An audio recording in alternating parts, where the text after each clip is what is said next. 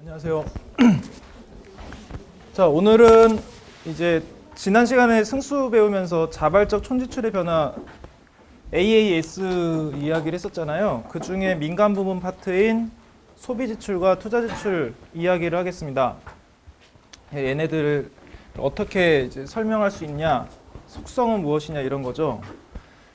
그래서 일단 전체적으로 먼저 소비 지출에 대한 이야기를 하고 나서 투자 지출 이야기를 하고 그다음에 이걸 종합해서 인컴 스펜딩 모델 이야기를 하는 걸로 이야기를 진행하겠습니다. 이러면서 우리가 극초반에 그 투자 지출과 저축의 항등 관계에 대해서 이게 어떻게 성립하는 거냐, 일견 말이 안 되는 것 같지 않냐 이런 얘기를 했었는데 그에 대한 대답을 여기서 할 수 있게 됩니다. 자, 그러면 소비 지출 이야기를 먼저 하도록 하죠. 자, GDP가 지출 기준으로 C, I, G 하고 대외 부문, 그러니까 익스포트 빼기 임포트의 량으로 분해가 될 수 있다는 것은 이미 알고 있습니다. 그 중에 가장 큰 비중을 차지하는 것은 무엇일까요? 보통 소비 지출입니다. 경제마다 달라요. 경제마다 다른데 소비 지출이 대개 가장 큽니다. 이제 미국 같은 경우는 한 3분의 2쯤 되고 한국도 비슷비슷한 정도로 알고 있어요. 국가마다 다르긴 하지만 대부분의 국가의 소비 지출은 리얼 GDP 중 가장 큰 몫을 차지하고 있습니다. 이런 소비자들의 지출 결정 요인은 무엇일까? 다양한 것들이 있겠죠. 이것들을 이제 살펴보면 모형에서는 이렇게 이야기를 합니다. 이건 이제 사실 케인즈가 했던 이야기인데 아마 가처분 소득이 증가하게 되면 소비 지출도 증가는 할 텐데 지난 시간에도 얘기했잖아요. MPC의 비율만큼 증가할 것이다. 그래서 MPC는 이제 100%는 아니라는 거죠. 100%보다 낮은. 예를 들어서 60%다라고 하면 이 경제에 있는 사람들의 가처분 소득이 예를 들어 한 10만 원 증가하면 지출은 6만 원 정도 늘릴 거다. 늘리긴 늘리는데 전부 다 늘어난 만큼을 전부 소비에 쓰진 않을 거라는 겁니다. 그래서 0과 1 사이에, 그러니까 양수이긴 하지만 1보단 작은 기울기를 가진 직선으로 설명합니다. 사실 직선이어야 될 이유는 없어요. 근데 이제 단순화를 위해서 이렇게 얘기를 한 거죠. 그리고 설령 내 가처분 소득이 제로라 할지라도 약간의 사용은 있다. 그래서 보시면 이 가로축이 가처분 소득이거든요. YD. 인데 YD가 제로일 때도 약간 소비를 하고 있죠. 그래서 이런 세로절편이 양수이고 기울기가 1보다는 작은 양수인 직선 모양으로 상정을 합니다. 그럼 이것의 의미는 무엇이냐? 일단 만약에 개별 가게를 하나씩 이제 인덱스를 붙여서 1, 2, 3, 4에서 우리가 가구 수가 1000만 가구라고 하면 1000만, 1000만까지 인덱스를 붙여서 그 가구의 소비를 봤을 때 그걸 하첨자 I라고 본다면 I번째 가게의 소비 지출은 AI 더하기 MPC 곱하기 YDI다. YD는 가처분 소득이고 그 I번째 그 가구의 가처분 소득이고 AI는 뭐냐 그러면 이것은 독립 소비자 지출이다. 그럼 일단 가장 먼저 이제 의구심이 드는 게 AI가 어떻게 0보다 클 수가 있냐? 가처분 소득이 없는데 어떻게 소비를 할 수가 있냐는 거죠. 실제로는 가능합니다. 여러분들 가게를 한번 생각해 보세요. 여러분들 가게에 이제 일정한 소득이 들어오고 있죠. 가처분 소득이 들어오고 있는데 실직을 했다든가 이런 이유로 한 달 정도 가처분 소득이 제로라고 생각해 보세요. 소비를 전혀 안 하냐? 하잖아요. 어떻게 해요? 저축으로부터 하죠. 자기 저축으로 하든지 아니면 자산을 처분하든지 갖고 있던 집을 판다든가 아무튼 다양한 방식으로 자금을 조달해서 소비를 합니다. 이게 소비 지출의 중요 속성이에요. 일단 소득은 당연히 플로우 유량이지만 소비 지출은 소득만의 함수는 아니다. 자기가 갖고 있는 부의 함수이기도 합니다. 뭐 극단적인 예로 내가 로또에 당첨이 됐어.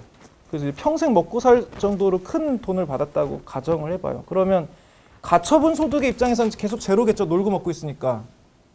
하지만 계속 놀고 먹을 수 있는 거죠. 왜냐하면 스탁인 나의 그 로또 당첨금으로부터 계속 깨작깨작 쓰고 있는 상태니까. 근데 사람마다 정도는 다르지만 그런 일종의 축적된 부가 있다는 거죠.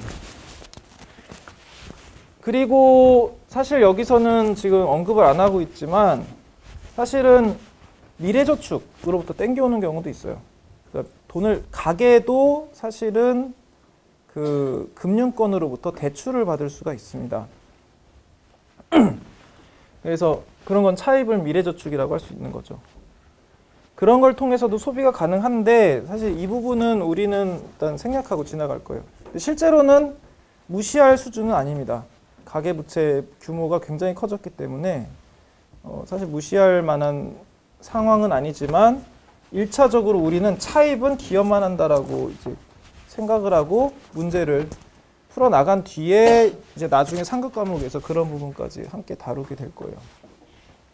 아무튼 소비 지출의 특성 중에 하나는 뭐냐면 생존을 위해서라도 일정량을 계속 지출해야 됩니다. 그게 내 가처분 소득이 제로라 할지라도.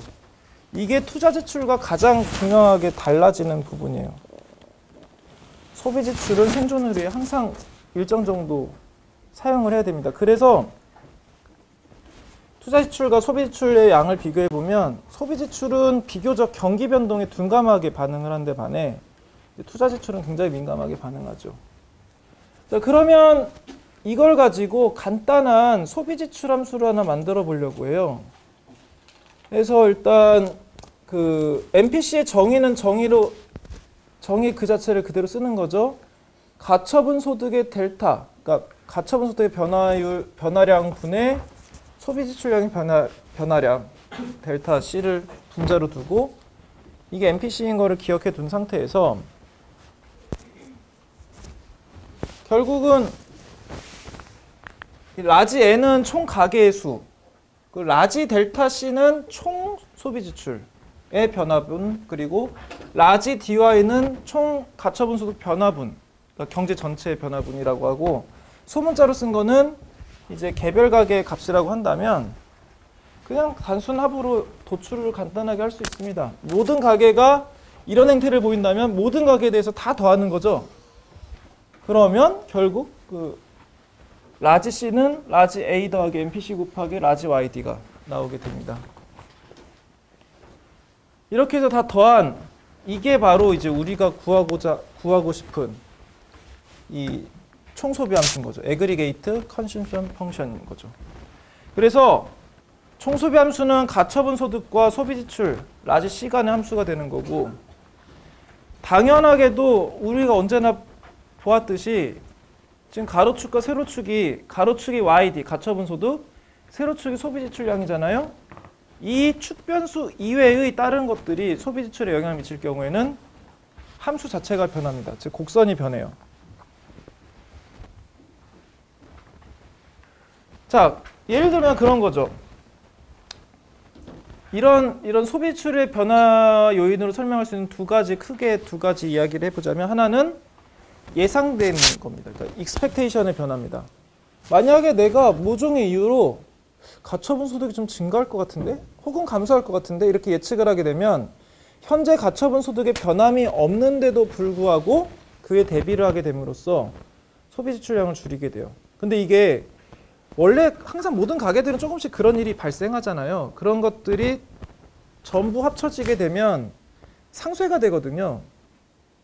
그러니까 올라갈 거라고 예상하는 가구와 적어질 거라고 예상하는 가구들이 서로 반대 방향으로 작동하기 때문에 상쇄되는데 이게 만약에 단체로 매시브하게 비슷한 방향으로 예상을 하게 된다면 이야기가 달라지죠. 거시적으로 방향성을 가진 액션이 발생합니다. 예를 들어서 미국발 금융위기가 터진 다음 날이야, 지금이. 아직 한국 증시는 뭐 이제 좀 떨어지긴 했지만 심각한 변화는 없는 것 같은데 내가 보니까 이거 큰일 났어. 근데 사람들도 비슷하게 생각을 해. 야, 이거 한국에도 지금 기업들 한번 싹 구조조정 되겠구만 이라고 생각을 하게 되면 많은 가구들이 가처분 소득이 줄어들겠다라고 혹은 매출이 줄어들겠다. 우리 가게 이제 좀 안 되겠다. 이런 식으로 예상을 하게 되면서 어떻게 되겠어요? 소비를 줄이겠죠. 왜냐하면 어떻게 될지 모르니까 안 좋은 쪽으로 그렇게 될 가능성이 높아지니까 자금을 축적할 겁니다. 총 재산 갖고 있는 그 자산 웰스가 변하는 것도 당연히 이제 영향을 미치겠죠. 하나씩 보면 여기서 이제 로또 당첨으로 예를 들었는데 사실 별로 안 좋은 예예요. 왜냐하면 로또는 기본적으로 극소수가 당첨되거든요. 여기서는 약간 억지를 부려서 단체로 로또에 당첨된 상황을 생각을 해보겠습니다. 보세요. 로또에 당첨이 됐어. 그런데 아직 당첨금 수령하진 않았어. 이제 수령만 하면 돼. 뭐 그거에는 별 문제가 없어요. 그러면 당장의 가처분 소득이 변화가 없어도 친구한테 막 흥청망청 쓸 수도 있죠. 갑자기 차를 더 좋은 걸 사거나. 지금 가처분 소득은 변함이 없어요. 당첨이 되긴 했는데 아직 안 받았어. 즉 내 돈이 많아질 거야. 내 웰스, 내가 가지고 있는 돈이 내가 부자가 될 거라는 예측 때문에 사람의 현재 씀씀이가 달라지는 거죠. 네거티브한 예로는 아까 든 예랑 같습니다. 기업이 아웃소싱이 있을 것 같다. 근데 이게 경제 전반적으로 있을 상황이다. 뭐 아니면 지금 현재 일어난 이슈들로 예를 들어보면 만약에 AI 기술이 확실하게 이제 거의 확정이 돼서 자동 운전이 가능하게 됐다라고 하면 이제 운수업 계열 종사자들 되게 많잖아요. 그러면 그들에게 뭔가 상대로 거래를 하고 있었던 사업자들, 기사식당이라든가 이런 부분들은 예측이 되죠. 자기의 플로우가 안 좋은 쪽으로 갈 거라는 것을. 그러면 당장의 현재 소비를 줄이기 시작합니다. 왜? 준비해야 되니까. 채산성 악화에. 이런 예상이 광범위하게 나타나면 이 총 소비 곡선은 네거티브한 쪽으로 시프트합니다.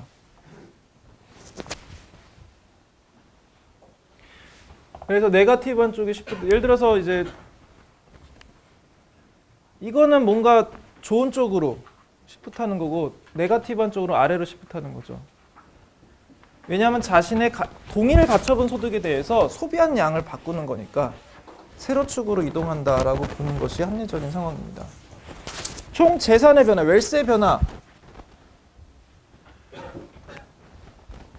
이건 뭐 다양한 측면에서 이야기를 할 수가 있는데 일단 일시금과 플로우.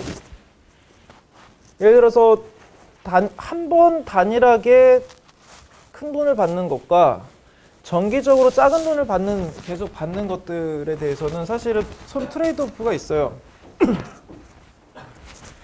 이거는 이자율을 가지고 사실 계산을 할 수가 있습니다. 목돈이면 이제 이 돈을 펀드로 해서 이자를 받았을 때 월 얼마에 해당이 되느냐. 마치 전월세 전환하는 공식이랑 되게 비슷한데 당연히 사람들은 똑같은 액수라면 플로우에 더 강하게 반응하겠죠. 그러니까 한 번 30만 원 받고 맞는 거랑 매월 10만 원을 받는 걸 비교를 하면 당연히 매월 10만 원 받는 게 더 크게 느껴집니다. 그리고 당연히 더 크게 자신의 소득에 더 강한 영향을 미쳐요. 또한 현재 가처분 소득뿐만 아니라 사람들은 미래 가처분 소득도 고려를 합니다. 이걸 생애주기 가설이라고 부르는데 당연히 자기가 이제 벌기 시작하는 20대 후반부터 은퇴하기 직전까지 60대까지 버는 시기에는 저축을 해요. 하지만 나머지 시기, 물론 어렸을 때는 저축을 하진 못하죠. 어리니까. 그냥 은퇴했을 때를 대비하면서 한편으로는 또 이 시기에 자신의 자녀들에게 이제 자신의 저축의 일부를 사용을 하기도 하는 거죠. 그렇게 하면서 가급적 평생 소비 수준을 일정하게 유지하려 하는 성향이 있습니다. 그래서 많이 벌 때는 좀 저축을 해놓고 은퇴해서 버는 액수가 줄어들었을 때는 그 저축했던 돈을 소비하는 거죠. 이런 것들을 생애주기 가설이라고 하는데 아무튼 어느 쪽이든 이런 것들이 부의 변화에 영향을 미치게 되면 이것도 포지티브하게 영향을 미칠 경우와 네거티브하게 영향을 미칠 경우로 갈려서 그 소비 함수에 영향을 미칩니다. 예를 들어서 한국의 특수성 중에 하나는 부가 부동산의 형태로 대부분이 부동산의 형태로 축적돼 있다는 건데 만약에 그 한국의 주택 가격이 전반적으로 상승했다라고 한다면 그러면 사실 한국민들 입장에서는 전반적으로 부자가 된 거죠. 그 물가에 비해서 더 상승한 거예요. 그러면 기존 소유 부가 증가한 효과가 나타나니까 소비지출 함수가 증가합니다. 사고 실험하기 편하게 하려면 이런 거죠. 내가 강남이 그냥 복숭아 밭일 때 아무도 거들떠보지 않는 오지였을 때 땅을 사놨는데 그게 되게 비싸졌어. 어마어마하게 비싸졌어. 그러면 나는 여전히 그 땅을 거래하지도 않았으니까 가만히 있는 거죠.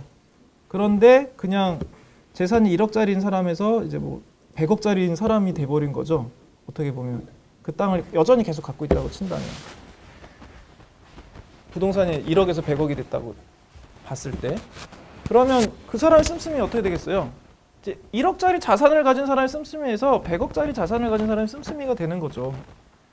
근데 이게 거시적 경제 전반적으로 일어나게 된다면 포지티브한 예를 들고 있는 거예요. 지금은 소비 함수가 증가할 겁니다. 같은 가처분 소득에 대해서 더 부유한 사람이니까 더 증가 많이 쓰겠죠. 자, 이번엔 네거티브한 스토리. 그 반대 일이 일어났어. 내가 뭐 10억짜리 땅을 샀는데 부동산 가격 전반적으로 감소하면서 5억짜리, 3억짜리가 됐어.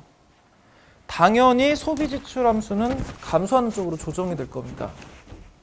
사실 이게 이제 한국의 부동산 문제가 심각한 이유 중에 하나죠.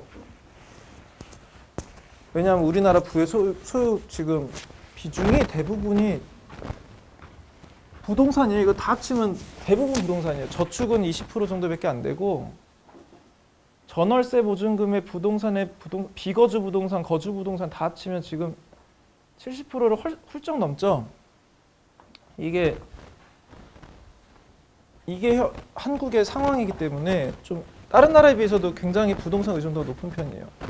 만약에 부동산 시장에 큰 변화가 발생하면 사실은 한국 국민의 자산의 70%의 큰 변화가 발생하는 겁니다. 엄청난 거죠. 대부분 평생 모아가지고 지금 부동산 집 하나 사는 거거든요. 지금 아니면 크게 대출을 받아서 집을 산 건데 그게 문제가 생기면 가계대출이 일단 다 문제가 될 거고 그러면 금융권이 타격을 받을 거고 그럼 금융권은 자신의 부실을 막기 위해서 대출금을 회수할 거고 그런 기업들이 도산하고 이 악순환이 발생하게 되는 거예요. 그럼 굉장히 심각한 문제가 될 수도 있기 때문에 뉴스에서 자주 보이는 유독 부동산 문제나 가계부채 문제가 자주 보이는 이유가 여기에 있는 겁니다. 현재 부동산 시장은 아직 뭐 붕괴나 이런 조짐이 보이진 않지만 우려의 목소리는 계속 나타나고 있어요. 소비지출 이야기는 다 했습니다. 이 다음에 이야기할 얘기는 투자지출입니다. 투자지출은 기업이 이제 성장하기 위해서 그 실물 자산을 이제 구매하는 거죠. 이 투자는 지난번에도 얘기했지만 그냥 뭐 주식을 산다 이런 게 아니라는 거예요. 단순 이전이 아니라 실제 생산을 위해서 실물 자본을 구매하고 뭐 그런 행위들입니다. 그러니까 뭐 건설회사에서 포크레인 산다든가 이런 걸 생각하시면 돼요.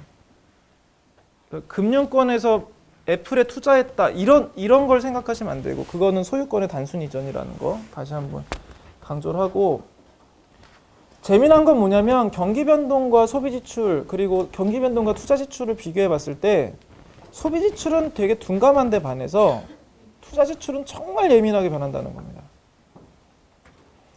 이런 상황에서 소비 지출과 투자 지출은 우리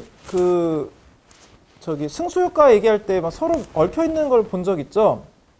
투자 지출은 누군가의 가처분 소득을 증가시키니까 그것이 소비 지출 변화로 이어지고 그건 다시 기업의 매출 증가로 이어지니까 하면서 이렇게 막 맞물려서 돌렸잖아요.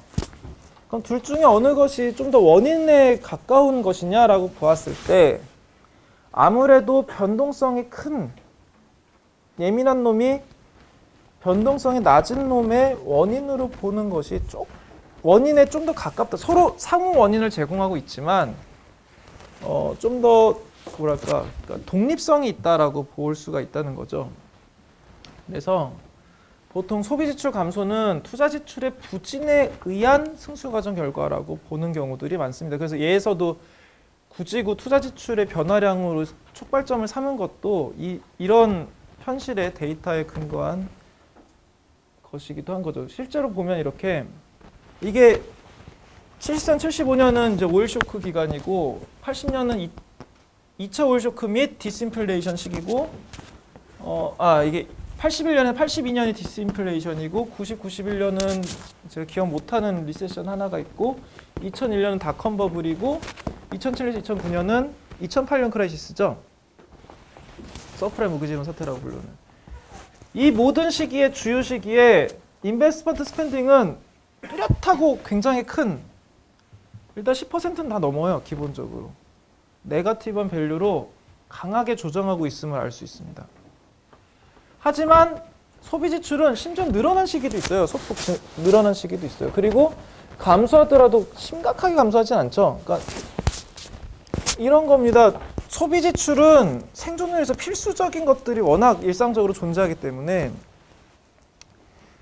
심하게 줄일 수는 없어요. 내가 아무리 불황이라고 한들 3번 먹던 밥을 2번 먹을 수는 없잖아요. 물론 극단적으로 심각하게 재정난에 허덕이게 되면 그럴 수도 있지만 사실은 거시적으로 봤을 때 그런 일은 잘 안 나타납니다. 하지만 기업은 생명체가 아니니까 엔간하면 심하게 줄일 수도 있는 거죠. 투자 지출이 되면. 있는 것만 갖고 어떻게든 해본다든가. 근데 그래서 투자 지출이 훨씬 예민하게 반응하고 있다라는 것을 이제 데이터로도 확인할 수가 있는 것이고 그런 상황에서 그러면 이 투자 지출은 어떤 요인들이 그 영향을 미치냐를 보았을 때 크게 이자율을 가장 중요한 요인으로 보고 그 다음엔 여기에서도 예측이 들어갑니다. 예상되는 실질 총생산 그리고 현재 생산 용량에 대한 평가 이런 것들이 투자 지출 규모를 결정하는데 영향을 준다라고 보고 있습니다. 하나씩 살펴보면 이자율과 인베스트먼트 스펜딩의 관계. 당연히 지금 우리의 모형에서는 모든 기업들은 모든 자금을 대부자금 시장에서 가져오고 있는 상황이에요. 따라서 대부자금 시장에서 가져올 때 비용으로 들이는 게 이자잖아요. 결국 비용 요인으로 이자율은 작동하게 됩니다. 당연히 인베스트먼트 스펜딩은 대부자금 시장에서는 수요에 해당이 되고 수요구조 우하향하고 인베스트먼트 스펜딩은 따라서 실질 이자율과 음의 상관관계를 가지고 있는 거죠. 그래서 이자율이 높으면 투자 지출은 감소하고 이자율이 낮으면 투자 지출은 증가합니다. 나중에 보시겠지만 이것이 중앙은행의 기준금리를 조정했을 때 그 AD 커브가 시프트하는 원리가 요 채널에서 발생합니다. 그러니까 나중에 먼 훗날 배우겠지만 중앙은행이 기준금리를 감소했어요. 그러면 기준금리는 모든 금리의 베이스가 되거든요. 그러면서 그 말은 전반적인 거래 이자율이 낮아진다는 거죠. 그럼 기업들은 투자 지출을 늘리게 돼요. 자금을 더 쉽게 대출받을 수 있으니까. 그러면 CIGXIM에서 I가 증가하죠. 그러니까 AD 커브가 시프트하는 거예요. 자, 그건 그때 가서 다시 배우시고 대부자금 시장은 이런 모양새를 띠고 있습니다. 따라서 만약에 이자율이 높아진다면 대부자금의 수요량은 줄어들게 되고 그건 투자 지출 감소로 나타나는 거죠. 즉 이 대부자금량이 우리의 모형에서는 전부가 다 기업한테 가는 거예요. 그래서 얘가 뭐 이자율이 낮아진다라고 하면 상태가 이쪽으로 바뀌면서 대부자금량 많아지고 그게 다 투자 지출로 간다는 겁니다. 그리고 그런 투자 지출은 L분의 K를 증가시키겠죠. 그 장기 성장에도 영향을 미치게 되는 거예요. 자, 두 번째 요인, 미래 GDP에 대한 예상. 자, 기업도 당연히 자신들이 운영할 때 뭐 예를 들어서 뭐 2008년 말에 2018년 말에 기업들이 2019년 사업 계획을 세울 거 아니에요. 세우면서 어떻게 해요? 2019년에 전망을 합니다. 봤을 때 뭐 경기가 회복돼서 글로벌 경기가 잘 될 것 같아. 이런 식으로 예상을 하게 되면 좀 더 투자 지출을 증가시킨 방향으로 의사결정할 가능성이 높고 반대로 2019년에는 뭐 사업이 안 좋을 것 같아라고 생각하면 투자 지출 규모를 축소하는 방향으로 신규 교육도 축소하고 이런 식으로 계획을 잡을 겁니다. 이런 것들이 투자 지출에 영향을 미치는 거죠. 이러한 예상이 기업들마다 되게 비슷한 방향으로 매시브하게 형성이 된다면 당연히 그 기대는 현재 경기에 영향을 미칩니다. 그래서 이게 이제 거시경제학의 되게 재미난 측면인데 복잡성을 부여하기도 하고 예상이 되게 많은 영향을 미쳐요. 그래서 나중에 거시경제학 이 본 과목의 상급 과목 같은 걸 배우시면 예상 자체가 그냥 챕터로 구성되어 있습니다. 익스펙테이션이 굉장히 중요하기 때문에 앞으로도 계속 익스펙테이션 얘기는 계속하게 될 거예요. 그 다음에 생산 용량. 자, 그 당장에 관찰되는 수요의 현재 생산 용량을 비교했을 때 충분하다고 생각한다면 투자 지출을 그냥 현상 유지를 하겠죠. 하지만 현재 생산 용량에 비해서 너무 많이 수요가 나와. 그래서 아무리 가동률을 높여도 감당을 못해. 그러면 당연히 늘립니다. 반대로 현재 생산 용량에 비해서 수요가 턱없이 부족하다. 그래서 막 놀고 있다. 유휴설비가 많다라고 하면 당연히 투자 지출을 줄이겠죠. 이런 것들도 영향을 미칩니다. 이걸 종합하면 실질 GDP의 증가율과 이제 안 나온 표현이 나오는데 계획된 투자 지출 간의 양의 상관관계가 이야기가 됩니다. 이걸 가속도 원리라고 하는데 여기 지금 설명 안 드린 용어가 몇 개 나왔어요. 일단 계획된이라는 게 제일 설명을 안 한 부분인데 이 부분을 먼저 설명해 드릴게요. 사실은 인베스트먼트 스펜딩이 지금까지는 예로 들을 때 마치 의도된 투자 지출인 것처럼 말씀을 드렸습니다만 사실은 그게 다가 아닙니다. 의도되지 않은 투자 지출, 즉 자신도 모르게 자동으로 투자 지출된 부분이 있어요. 그게 뭐냐면 재고입니다. 사실은 생산 과정에서 재고라는 것은 일반적으로 필요한 겁니다. 일종의 버퍼 역할을 하는 거죠. 신속한 공급 변화에 어느 정도 쌓이는 버퍼를 가지고 예를 들어 내 뾱뾱이 사장인데 갑자기 뾱뾱이 주문이 폭주했어. 당장 만들어서 맞추는 게 아니라 일단 창고에 있는 재고를 먼저 방출시키면서 열심히 생산해서 맞추는 거죠. 그렇게 함으로써 공급 변화에 훨씬 더 유연하게 대응할 수 있고 그리고 생산의 연속성을 유지할 수 있는 그런 기본적으로 언제나 대부분의 상품 생산에는 재고라는 게 들어 있습니다. 근데 이게 투자 지출에서도 중요한 의미를 가져요. 자, 예를 들어서 재고가 증가한다라는 거 한번 생각해 봅시다. 어떤 기업에서 그냥 뾱뾱이로 예를 들었으니까 뾱뾱이를 계속 할게요. 뾱뾱이 공장의 이제 창고에 뾱뾱이 그 두루마리 롤이 계속 쌓이고 있어. 이건 뭐냐? 투자 지출의 입장에서 봤을 때 이거는 투자 지출의 증가로 봐야 되느냐 감소로 봐야 되느냐? 당연히 증가로 봐야 됩니다. 왜냐하면 아직 판매가 되지 않은 상품이지만 자산으로 잡히는 거예요. 그럼 자신의 기업의 자산을 증가시키는 행위잖아요. 투자죠. 재고도 일종의 자산입니다. 그리고 재고 투자라고 불렀을 때 이런 표현은 좀 생소할 수도 들리겠지만 재고 투자라는 표현도 쓸 수가 있는 거예요. 그러면 만약에 재고를 증가시키게 만들었다라고 하면 양의 재고 투자를 한 겁니다. 인베스트먼트 스펜딩에서는 플러스 방향인 거예요. 반대로 재고가 막 소진되고 있어 감소된다? 라고 하면 네거티브 방향으로 인베스트먼트 스펜딩을 설명할 수 있는 겁니다. 자, 이것까지 감안을 하면 근데 이 재고가 증가하거나 감소하는 거는 기업이 맘대로 할 수 있는 게 아니죠.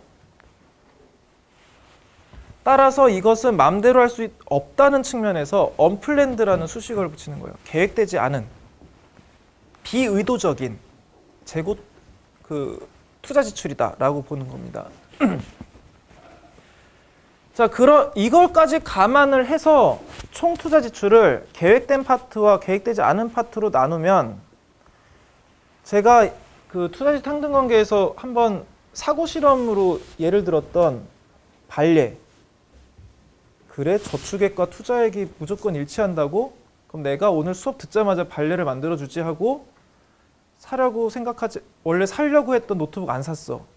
혹은 안 살려고 했던 노트북을 사버렸어. 이러면 거시경제 전체에 지금 뭐 살려고 했다 안 샀다고 치면 지출이 있으려다가 말았던 거잖아요. 나는 그도만큼 저축을 해버렸어. 그러면 이게 투자 저축이 항등 관계니까 저축이 늘었네? 그러면 투자액도 늘어야 되잖아요. 그걸 기업이 어떻게 알아? 라는 질문에 이제 이걸로 대답이 되는 거죠. 팔리려던 노트북 하나가 안 팔렸으니까 재고가 증가해버렸죠. 내가 안 산 만큼 투자 지출이 증가한 거예요. 왜냐면 재고가 증가했으니까. 그러니까 투자 지출 상등 관계는 이 재고 투자까지 감안을 해서 설명을 하면 설명이 되는 겁니다. 그래서 실제 인베스트먼트 스펜딩을 액추얼이라는 말을 써서 AIS라고 부른다면 액추얼 인베스트먼트 스펜딩은 언플랜드 인베스트먼트 스펜딩과 플랜드 인베스트먼트 스펜딩으로 나뉜다는 거예요. 그리고 이 재고의 변화는 언플랜드이면서도 속성상 굉장히 좋은 지표입니다. 어떤 의미에서 좋은 지표냐면 경기 선행 지표로서 되게 좋은 지표예요. 그래서 약간 전조처럼 경기가 어떻게 될지 가늠할 때 재고 수준의 변동이 미리 반응하는 경우들이 많습니다. 그래서 얼핏 보면 경제의 다른 퍼포먼스, 다른 수치들은 큰 변화가 없어 보이는데 재고가 갑자기 확 증가하고 있어.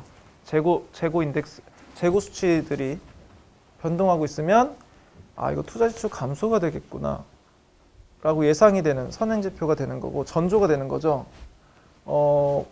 경기가 안 좋은 쪽으로 갈 것에 대한. 반대로 재고가 막 감소되고 있어? 반대 지표로 해석될 여지가 많은 겁니다. 물론 이거 무조건 100% 그쪽으로 해석돼야 된다라는 이야기는 아니에요. 여러 가지 지표들 중 하나입니다. 마치 그냥 사람 몸으로 치면 체온 같은 거예요. 그래서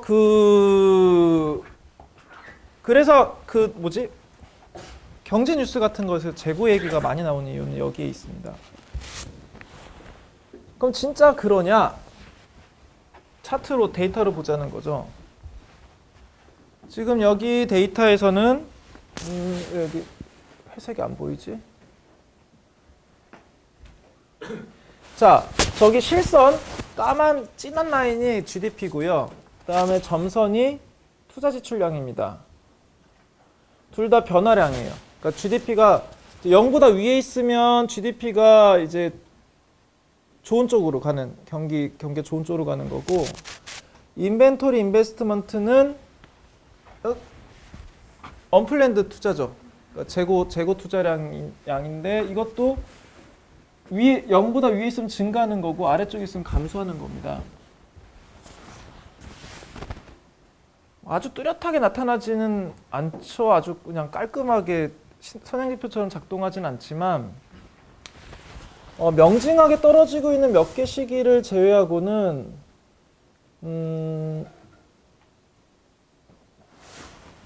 약간 이렇게 따로 노는 패턴이 있긴 하죠. 특히 요 시기에 요 시기랑 요 시기, 그러니까 크게 떨어지는 요 시기는 말고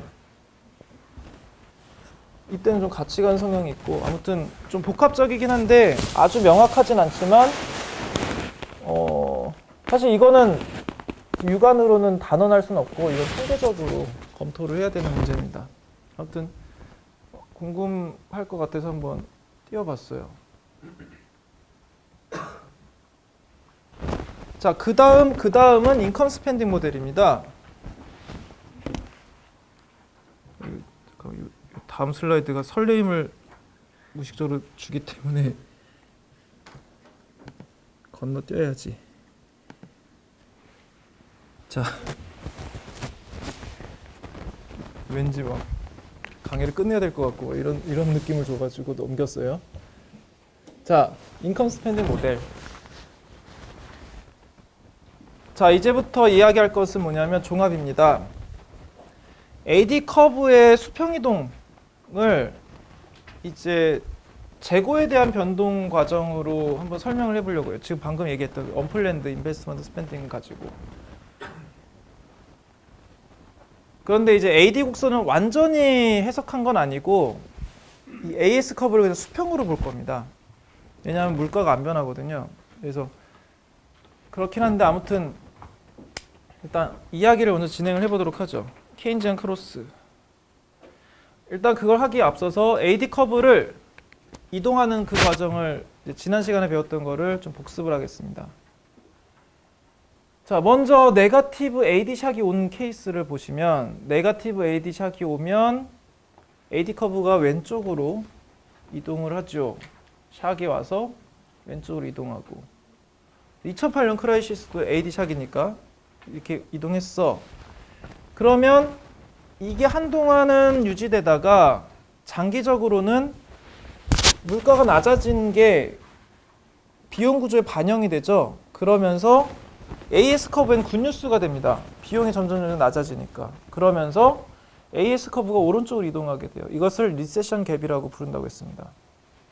그래서 제자리로 돌아오게 되죠.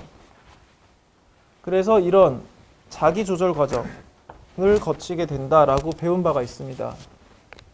그리고 이렇게 원래 장기 AS 커브로 되돌아오는 과정을 셀프 커렉션이다라고 불렀습니다. 한편으로는 이 AD 곡선이 저렇게 왼쪽으로 이동할 때는 일종의 승수효과가 작동하는 거죠. 이건 이제 포지티브한 AD 커브, 그러니까 AD 커브의 오른쪽으로 이동하는 과정인데 네거티브로 이동하는 것도 마찬가지로 설명할 수 있어요. 걔도 승수가 붙습니다. 자, 그러면 우리는 알고 있죠. 최초의 자발적인 변화가 있고 그 다음에 멀티플라이어만큼 뻥튀기가 돼서 추가적인 이동이 나타난다는 걸 알고 있는데 이것을 재고 조정으로 같이 설명을 해보려고 해요. 이걸 위해서 몇 가지 단순화를 위한 가정을 할 겁니다. 이것 때문에 AS 커브가 수평이 돼요. 뭐냐면 프라이스 레벨에 변화가 없다라는 가정을 합니다. 콘스탄트로 둘 건데 이거는 결국 AS 커브가 수평이라는 걸 의미하거든요. 왜냐하면 물가의 변화가 없어야 되니까. 이 가정은 이제 곧이어 배우게 될 재정 정책을 배울 때 완화가 됩니다. 프라이스 레벨도 변화하면서 AD 커브가 변동을 하게 되는 걸로 나타나게 될 거예요. 그리고 인터레스트 레이트도 안 변해. 여기서는. 단순화를 위해서 그렇게 하는 거예요. 하지만 이것도 나중에 통화 정책을 할 때 완화가 될 겁니다. 변화하는 인터레스트 레이트 하에서 AD 커브 이동을 볼 거예요. 그 다음에 정부 부분은 없어. 가버먼트 스펜딩 제로고 텍스도 제로고 트랜스퍼도 제로야. 이건 나중에 재정정책에서 완화될 것이고 국제교역 없어. 익스포트 임포트 제로야. 이것도 오픈 이코노미 배울 때 가정을 완화할 겁니다. 그래서 여기에 있는 몇 주요 가정들은 전부 다 후에 완화하면서 종합을 하게 될 거예요. 그리고 하나 플랜드 인베스트먼트가 지금 일정하다고 가정할 겁니다. 지금 우리는 언플랜드 인베스트먼트 스펜딩에 포커스를 맞추고 있는 거거든요. 얘가 어떻게 작동하는지를 보려고 하는 겁니다. 얘가 어떻게 거시경제에 영향을 미치는지. 자, 그러면 이제 애그리게이트 익스펜디처, 즉 C 더하기 I를 봤을 때 I가 플랜드와 언플랜드로 나뉘잖아요. 그래서 플랜드만 더해. 그걸 계획된 총지출이라고 부를 겁니다. 자, 소비 지출은 일단 소비 지출의 입장에서 어이구 나도 모르게 장바구니 클릭해버렸네. 이런 일 없잖아요. 다 자기 의도에 의한 거죠. 정신을 차려보니 뭐 물품이 배송되고 있고 뭐 이런 일이 농담으로 있을 수는 있지만 실제로는 거시적으로는 없다고 봐야 됩니다. 그래서 소비 지출은 모든 소비 지출은 계획된 거예요. 하지만 투자 지출은 아까 말씀드렸듯이 재고 지출이라는 측면이 언플랜드인 속성이 있기 때문에 이걸 분리해서 보려고 합니다. 그래서 플랜드 인베스트먼트와 플랜드 인베스트먼트 스펜딩과 소비 지출을 합쳐서 플랜드 애그리게이트 익스펜디처, 계획된 총지출이라고 부를 거예요. 나머지 부분은 언플랜드 인베스트먼트 스펜딩이겠죠. 자, 이렇게 보면 일단 그리고 C는 아까 배운 대로 소비 지출 함수를 따르고 있는 거고 GDP는 C 더하기 I 더하기 G 더하기 X 빼기 IM인데 G, X, IM 다 제로니까 C 더하기 I로 줄어지죠. 그리고 가처분 소득도 그냥 GDP 그 자체고 따라서 YD도 그냥 Y고 그러면 이제 숫자를 하나 넣어서 봅시다. A는 300이고 MPC가 0.6인 상황을 예로 들어보겠습니다. 그럼 C는 300 더하기 0.6 곱하기 YD인데 YD는 그냥 Y죠. 왜냐하면 정부 부분이 없으니까 가처분 소득은 그냥 소득입니다. 그러면 그리고 플랜드 I는 일정하다고 그랬잖아요. 그래서 그냥 일정한 숫자 아무거나 하나 넣은 거예요. 500을 넣었어요. 여기서는. 자, 그러면 MPC가 0.6이고 YD는 그냥 리얼 GDP랑 같으니까 자, 리얼 GDP를 0, 5천, 0, 500, 1000, 1500, 200 이렇게 쭉 나뉜 다음에 보세요. 그러면 리얼 GDP랑 가처분 소득은 같죠? 그러니까 YD는 그냥 똑같이 채워져요. 이건 같은 숫자로 채워져요. 그 다음 소비 지출은 소비 함수에 지금 A도 알고 있고 YD도 알고 있잖아요. MPC도 알고 있으니까 300 더하기 0.6 곱하기 YD 하면 되잖아요. 그렇게 해서 지금 쭉 채워놓으니까 이런 숫자가 나온 겁니다. 그래서 이거 600은 어떻게 나온 거냐? 300 더하기 0.6 곱하기 500 하면 0.6 곱하기 500은 300이잖아요. 300 더하기 300이니까 600이 나온 거예요. 이렇게 산수가 되면 플랜다이는 고정이라고 했잖아요. 500일 거고. 그러면 계획된 총 지출은 C 더하기 I 플랜드니까 얘랑 얘를 더한 거예요. 그래서 이렇게 나온 거죠. 자, 이 표 구하는 건 쉽죠? 어렵지 않아요. 그쵸? 지금 여기서 주어진 정보는 오로지 요거 하나뿐이에요. 지금 다양한 리얼 GDP. 재미난 거는 리얼 GDP와 이 계획된 총 지출이 크기가 다르다는 겁니다. 하나만 요 케이스 지금 케이스 4만 2000으로 갔죠. 얘가 가진 의미가 뭔지를 보자는 거예요. 나머진 다 달라. 어떻게 리얼 GDP랑 C 더하기 I가 달라지느냐? 당연히 이유는 명확하죠. 언플랜드 I 때문입니다. 그럼 이런 동네에서 언플랜드 I가 얼마고 이런 데서는 얼마고 이런 데서는 얼마인지를 생각해 봐야겠죠. 자, C 더하기 I가 지금 리얼 GDP예요. 우리 경제에서 그 단순한 그 전제 하에서는. 근데 I는 플랜드 I랑 언플랜드 I가 있으니까 결국은 자발적 촌지출의 변화, 저 앞에서 변한 제일 오른쪽에다가 I 언플랜드를 더하면 리얼 GDP가 나와야만 합니다. 이거 항등적으로 나와야만 돼요. 그러면 I 언플랜드는 리얼 GDP 빼기 A 플랜드죠. 그러면 표를 다시 한번 그릴 수가 있어요. 그리고 여기서 거시경제가 어떤 방향으로 움직이느냐는 결국 언플랜드 I를 제로로 만드는 과정으로 설명할 수 있다는 게 이 모형의 핵심입니다. 자, 저 방향으로 가게 만든다는 거예요. 그럼 이걸 이제 좀 더 잘 설명하려면 지금 보시면 여기 칼럼까지는 아까 봤던 그거예요. I 언플랜드를 하나 더 만든 겁니다. 얘는 어떻게 구한다고 그랬죠? 아까 항등식에 의해서 GDP에서 A 플랜드를 빼면 된다고 그랬죠? 빼면 이렇게 나와요. 자, 그럼 위에 쪽은 뭐예요? 지금 재고 지출이 감소하고 있는 거죠? 내가 뾱뾱이 사장인데 재고가 급속도로 떨어지고 있어. 어떻게 해야겠어요? 생산을 해야죠. 생산 늘리는 쪽으로 갑니다. 즉 이쪽 방향에 A 언플랜드가 마이너스인 쪽에서는 생산을 늘리는 방향으로 액션을 취합니다. 생산자들이. 반대로 이거는 지금 포지티브에 나타난다는 건 뭐예요? 언플랜드 재고가 늘어나고 있어요. 내 뾱뾱이 사장인데 뾱뾱이 그 창고 보니까 자꾸 상자가 늘어나. 두루마리가 늘어나고 있어. 그럼 어떻게 되겠어요? 야, 생산 좀 조절해라. 줄여라 라고 하겠죠? 이쪽에서는 생산을 줄이는 방향으로 갑니다. 그럼 RGDP는 낮아진 쪽으로 가고 이쪽에서는 늘어나는 방향으로 가고 그래서 결국 이 방향으로 쏠린다는 거예요. 되게 안정적으로. 그래서 의도되지 않은 재고가 감소하면 생산량을 증가시키는 방향으로 대응을 하게 되고 이건 RGDP 증가로 이어지고 만약에 언플랜드 I가 제로다. 재고가 계속 유지되고 있어. 그러니까 물건 지금 나가고 계속 들어오고 있는데 수준이 계속 일정해.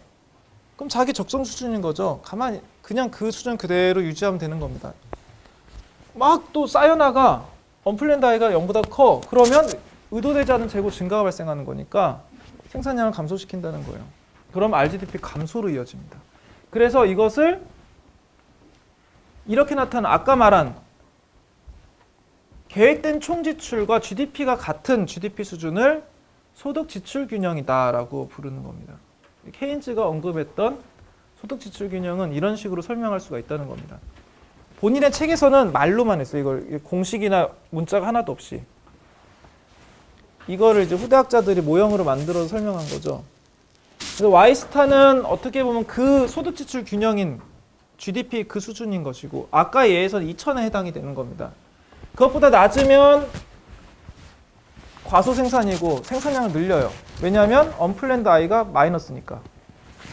반대로 현재 Y가 Y스타보다 소득지출 균형 Y스타보다 크면 언플랜드 I가 0보다 크죠? 그러니까 과잉재고다 줄입니다. 그래서 Y가 감소해요. 그래서 이걸 그래프로 그리면 가로축은 실질 GDP, RGDP Y고 세로는 지금 A 플랜드, 즉 계획된 총지출로 보고 플롯을 그려봐요.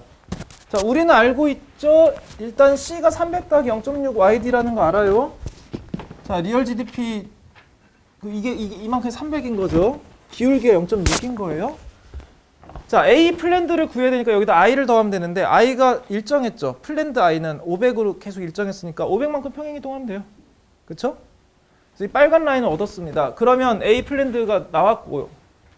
자, 저기 대괄호 P는 플랜드란 뜻이에요. 너무 길어져서 라지 P라고 썼습니다. 여기서 리얼 GDP와 플랜드 A가 일치하는 지점이 소득지출 균형이라고 했으니까 여기서 어떻게 나오겠어요? 45도 라인으로 나오겠죠?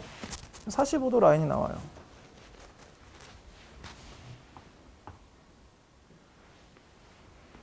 자, 45도 라인을 그린 다음에 나타나는 이 교차점, 이게 바로 소득지출 균형점인 겁니다. 그때 자, 만약에 지금 현재 상태가 이렇게 이런 위치에 있다면 이 상태에서는 언플랜드 I가 0보다 크다는 거고 과잉재고니까 생산량을 낮추는 방향으로 간다. 그래서 이쪽 생산량이 낮아지는 방향으로 조정이 되고 반대로 이런 위치에 있다면 네거티브 재고가 네거티브한 상황이니까 생산량을 늘리는 방향으로 조절합니다. 그래서 결국은 이 방향, 이 빨갛게 지금 표시한 요 2000으로 모인다는 거죠. 그리고 요 부분이 바로 소득지출 균형이라는 겁니다. 그러면 이걸 우리가 지난번에 배웠던 이 소득지출 균형을 AS/AD 커브로 본다면 어떤 식으로 설명할 수 있느냐? 만약에 자발적 총지출의 변화가 이만큼 있었을 때 거시에서도 변화가 나타난다고 했잖아요. 소득지출 그 RGDP가 변한다고 그랬잖아요. 근데 그게 그냥 변하는 게 아니라 뻥튀기가 된다고 그랬죠. 여기서도 그걸 설명할 수가 있습니다. 이 모형에서도. 자,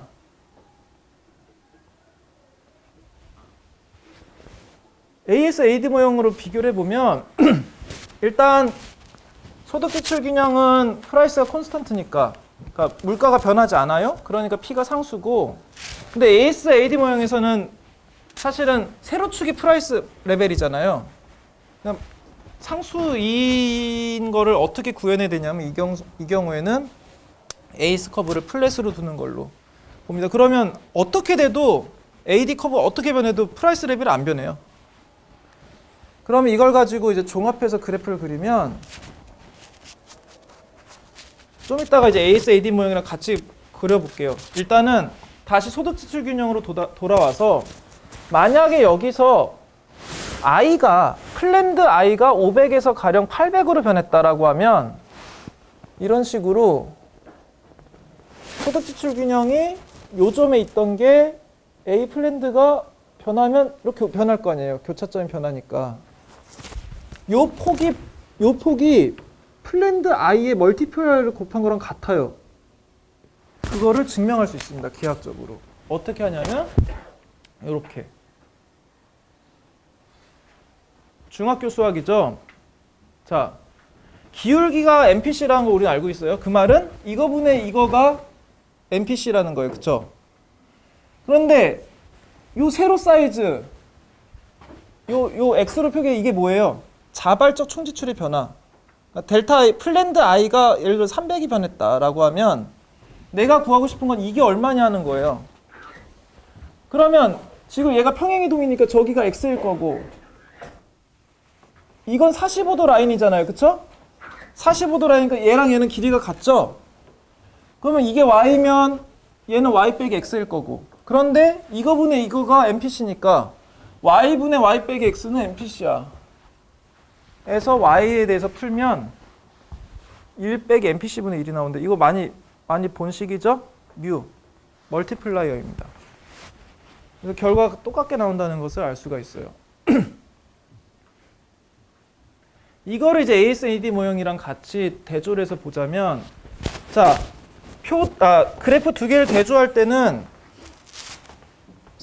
같은 축을 가진 변수를 같은 방향에 놔야 됩니다. 지금은 가로축이 같아요. 그쵸? 가로축이 리얼 GDP죠? 얘도 가로축이 리얼 GDP니까 이렇게 세로로 놔야 돼요. 만약에 어떤 모델인데 프라이스 레벨을 쓰는 놈이다라고 하면 얘 옆에다 둬야 됩니다. 그런 식으로 두고 플로팅하면 돼요. 자, 이 상황에서 만약에 자발적 총지출의 변화가 발생했다.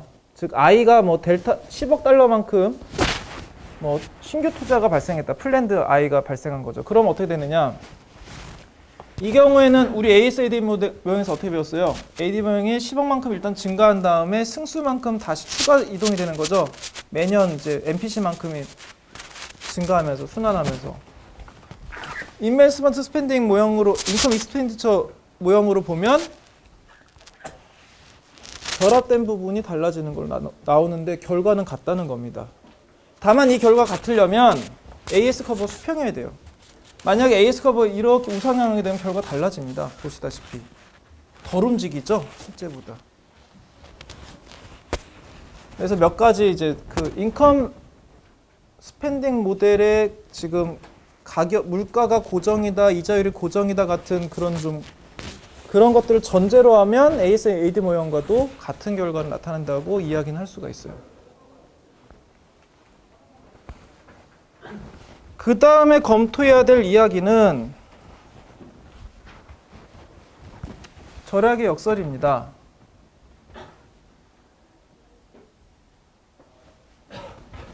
자, 이건 뭐냐면 개별적으로는 합리적인 선택인데 거시적으로는 바람직하지 못한 결과를 나타낼 수 있는 여러 가지 현상들 중에 하나예요. 자, 만약에 지금 소비 지출도 그렇고 투자 지출도 그렇고 양쪽 다 공통 요인이 뭐가 있었어요? 걔네들을 결정하는 공통 요인 중에 예측이 있었죠. expectation. 기대의 변화가 있었습니다. 근데 양쪽 다 기대 변화할 때 조정하는 방향이 똑같죠. 경기 상황이 안 좋을 것 같아 라고 예상을 하게 되면 소비자들은 소비 지출을 줄이죠. 투자자들은 투자 지출을 줄입니다. 그러니까 기업들은 투자 지출을 줄입니다. 그럼 C도 줄고 I도 줄고 자발적 총지출의 변화는 네거티브만큼이 발생하죠. 그 네거티브한 감소에다가 멀티플라이어만큼이 뻥튀기가 돼요. 그렇게 되면서 네거티브한 거시효과가 발생하죠. 그런데 이건 지금 한번 이제 극단적인 가정을 해보면 이게 만약에 헛소문이 돌아서 이렇게 된 거라고 생각해보세요. 실제로는 그 헛소문이 안 돌았더라면 그냥 정상적으로 흘러갈 경제였는데 어쩌다가 사람들이 단체로 믿게 됐다고 생각해 봅시다. 물론 그럴 때도 그 믿음이 광범위하다면 소비 투자를 줄이겠죠. 그럼 그게 실제로 일어나 버려요. 왜냐하면 단체로 줄이기 때문에 실제로 경제가 안 좋아지거든요. 방금 말씀드린 메커니즘으로. 그럼 역시 예상이 맞았어. 이렇게 되는 거죠. 그러면서 또 확대 재생산이 됩니다. 그런 뭔가 잘못된 뉴스의 출처가 강화되는 거. 거봐 내 말이 맞잖아. 이렇게 되는 거죠. 이것을 자기 충족적 기대라고 불러요. 거시는 재미나게도 자기 충족적 기대가 형성되는 경우들이 종종 있습니다. 그래서 두 가지 측면을 봐야 돼요. 그 정보가 정확하냐도 봐야 되지만 그 거시 경제 주체들이 얼마나 그것을 진지하게 받아들이고 있는지도 봐야 돼요. 그게 잘못된 믿음이라도 매시브하게 믿음이 현실이 됩니다.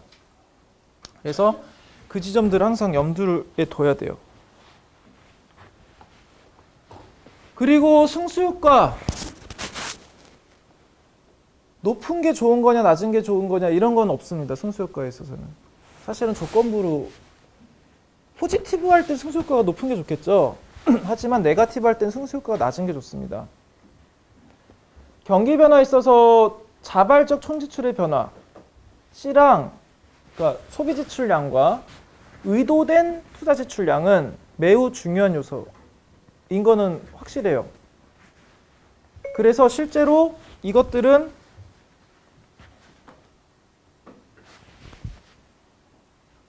경제에 직접적인 영향을 미칠 뿐만 아니라 승수만큼 뻥튀기가 돼서 효과를 미칩니다. 그래서 좋은 경제라면, 되게 안정적인 경제라면 그 경제에 샥이 오더라도 C랑 I가 좀 이제 둔감하게 반응함으로써 자발적 총지출의 변화가 적음으로써 충격으로 인한 마이너스 효과를 줄일 수도 있어요. 반면 되게 이제 건강하지 않은 경제들은 작은 뉴스에도 심각하게 반응할 수가 있는 거죠. 그렇게 되면 별거 아닌 일로도 데미지를 크게 입을 수도 있는 겁니다. 그럼 당연히 그런 변동성이 큰 경제와 안정적인 변동성이 작은 경제 중에 어떤 경제가 더 바람직하겠어요? 답은 나와 있는 거죠. 언제나 변동성이 적은 쪽이 선호됩니다.